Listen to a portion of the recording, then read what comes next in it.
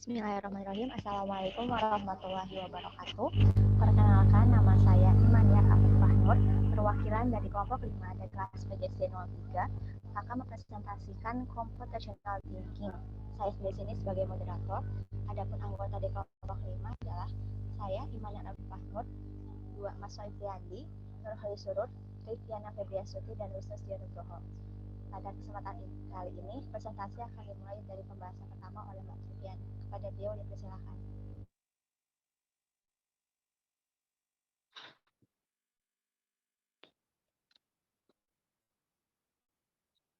Baik, terima kasih. Computational thinking adalah metode menyelesaikan persoalan yang menerapkan teknik ilmu komputer atau informatika.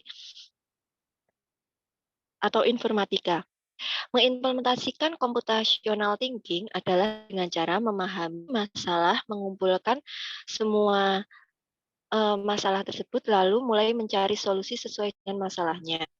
Contoh yang kami berikan pada persoalan zaman sekarang yang tidak memakai komputer, TIK, dan robot, tetapi membutuhkan CT adalah yang pertama membuat atau memasak nasi goreng, yang kedua membuat teh seduh, yang ketiga menumpuk sampah plastik dikaitkan dengan dalam pembelajaran, membuat jus alpukat, mencuci pakaian, menghitung waktu dalam pembuatan sesuatu atau prosedur, menghitung pengeluaran atau uang, memprediksi jenis iklan singkat yang muncul di beranda media sosial. Selanjutnya dilanjutkan Mas Fitriandi. Baik, terima kasih. Kemudian yaitu penerapan fondasi CT dalam kehidupan sehari-hari. Yang pertama yaitu membuat atau memasak nasi goreng. Dalam proses memasak nasi goreng, manusia memerlukan beberapa bahan yang diperlukan, terutama nasi dan bumbu untuk perasa nasi goreng tersebut. Selain itu, tahapan yang tepat sangat diperlukan untuk mendapatkan cita rasa yang diinginkan.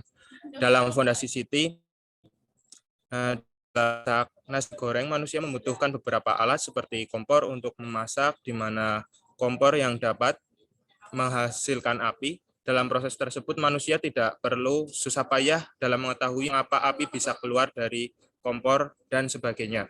Kemudian yang kedua yaitu membuat teh seduh. Dalam membuat teh seduh, manusia memerlukan kebermanfaatan dari teh yang dibuat tersebut. Manusia akan membutuhkan air panas dan cangkir untuk wadah teh tersebut. Untuk itu dalam fondasi CT, manusia tidak perlu mementingkan bagaimana proses pembuatan teh seduh serta apakah aman digunakan kertas pembungkus teh seduh tersebut. Ya, kemudian dijelaskan oleh Mas Nurhali Surut.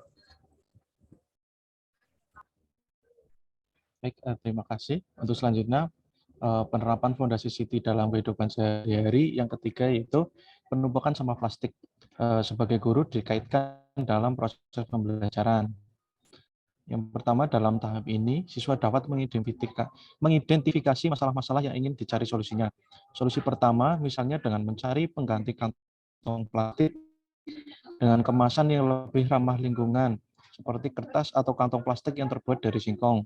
Solusi kedua adalah mencari cara mengolah sampah plastik sehingga tidak mencemari lingkungan. Misalnya dengan mendaur ulang sampah plastik tersebut dan kemudian menggunakan alternatif lain yang lebih ramah lingkungan. Patren atau pola yang dapat dilihat oleh siswa adalah orang yang menggunakan kantong plastik untuk membawa atau menyimpan barang. Orang sering berbelanja menggunakan kantong plastik. Orang suka menyimpan barang-barang dengan menggunakan kantong plastik. Tahap selanjutnya yaitu tentang abstraksi. Pada tahap ini, siswa fokus pada alternatif pengganti plastik yang lebih ramah lingkungan. Misalnya dengan mencari bahan lain, membuat plastik yang ramah lingkungan, misalnya dari singkong. Tahap terakhir yaitu algoritma. Bagaimana langkah-langkah membuat kantong plastik dari singkong yang ramah lingkungan. Siswa harus dapat menuliskan urutan langkah-langkah yang tepat dan rinci cara membuat kantong plastik ramah lingkungan dari singkong. Penerapan computational thinking dalam pembelajaran membutuhkan kreativitas guru. Guru pintar harus pandai-pandai meramu pelajaran sehingga menjadi lebih bermakna. Baik, untuk selanjutnya dilanjutkan oleh Mas Wisnu.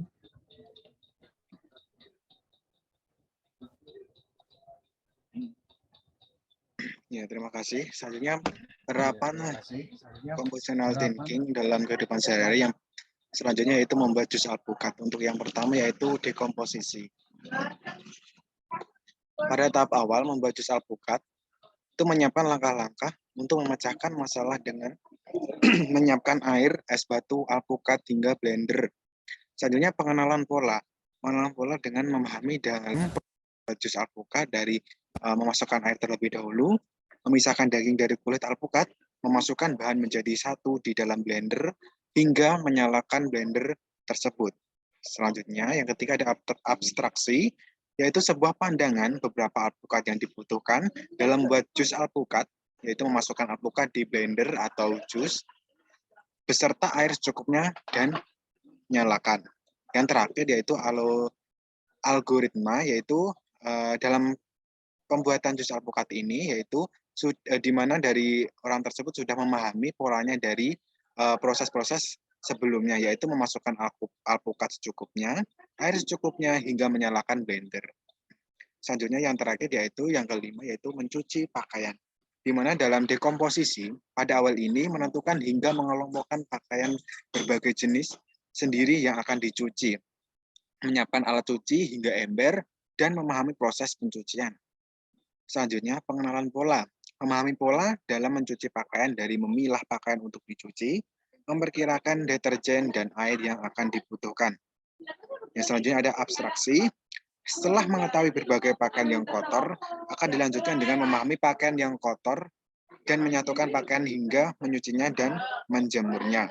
Selanjutnya yang terakhir yaitu algoritmanya, yaitu setelah mengetahui langkah-langkah yang telah dijelaskan sebelumnya, dari pemecahan mencuci pakaian, dari pemilihan pakaian, menyiapkan alat, mencuci, hingga mencampur. Selanjutnya, yang terakhir yaitu kesimpulan akan disampaikan oleh Saudara Imania.